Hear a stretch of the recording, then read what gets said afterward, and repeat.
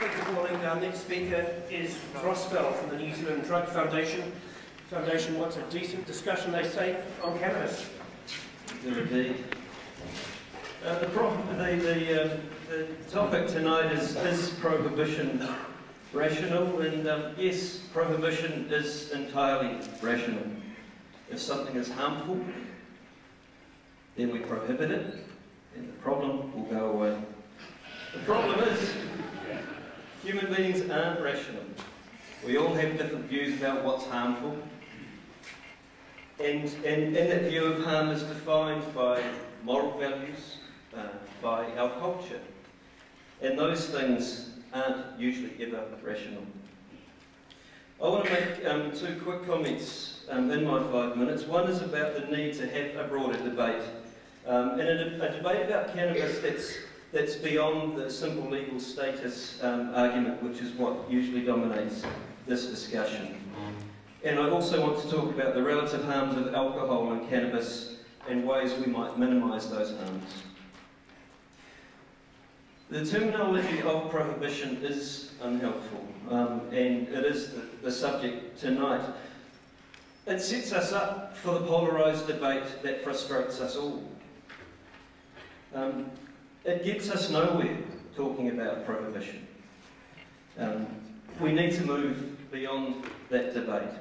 That polarisation isn't helped by a lot of the media coverage around cannabis or the glorification of alcohol.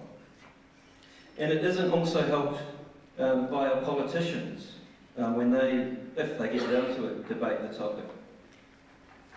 Labour currently aren't allowed to talk about cannabis. The Greens are running scared from cannabis. Apologies, Nandor. And all the others are just being irresponsible by not talking about it. We started a conversation about pot. There's magazines on the front table, you can take them away. In an attempt to get the country talking about our most popular illicit drug. The drug is illegal, but the problems haven't gone away. The purpose of our conversation is to try to counter some of the myths and misinformation about cannabis, and to try to find solutions to the harms that do exist with cannabis. And this debate deserves a lot more time and energy than this country gives it. Just think of what we could have achieved if we spent the same amount of time talking about cannabis as we did debating, researching, changing laws around party pills.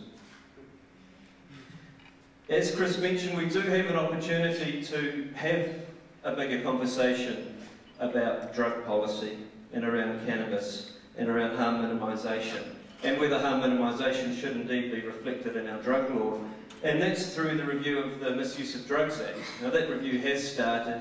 It'll start, I think, more publicly once the election is done and dusted. And that's a first principles review of the Act. It gets us to talk about what should our drug laws look like. Now, the person who announced the review of the Misuse of Drugs Act, a piece of law that hasn't been reviewed for 33 years, is the Honourable Jim Anderton, and I think he should be congratulated for that.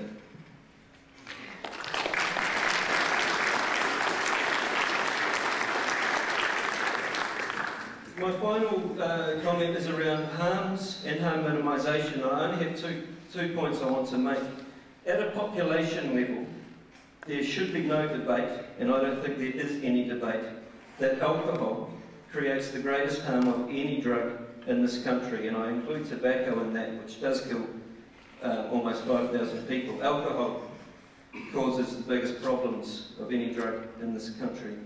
And in relation to alcohol policy, we have a harm maximisation approach to alcohol. It's cheap, we market it, it's commercialised to quite a serious degree. We license it so it can be sold pretty much by anyone. It's available everywhere. And I found an interesting fact the other day, no reflection on this august institution, but the Otago University Students Association takes $200,000 from Spates for orientation week. That's troubling. I don't think the way that we deal with alcohol gives us any framework for the way that we should deal with cannabis. And in regards to pot, regardless of its legal status, we should still be able to take a harm minimisation approach to cannabis. But we don't, or if we do, we don't do it very well. For example, we still have schools expelling students for pot. There is a lack of honest information about the harms of clear and honest information about pot. My final point is a challenge to you to take this debate more broadly. It's fine for us to debate this in a forum sponsored by NORML. You would expect NORML to organise a forum around cannabis. We need to have this conversation with the public. It's no good talking to, or staring at our navels and preaching to the converted. So that's my challenge to you, to debate this issue more widely, and as Chris said, get involved in the review of the law when it happens. Thank you.